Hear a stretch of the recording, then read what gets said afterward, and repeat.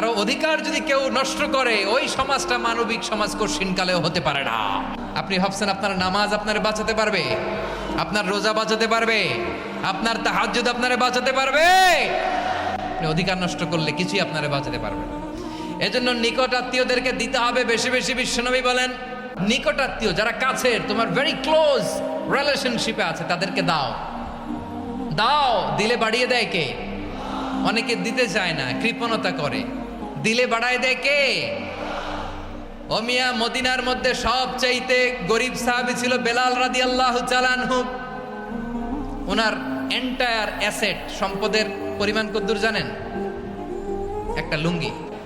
Total wealth estimation, total সম্পদের পরিমাণ বেলাল রাদিয়াল্লাহু তাআলা আনহুর কি ছিল?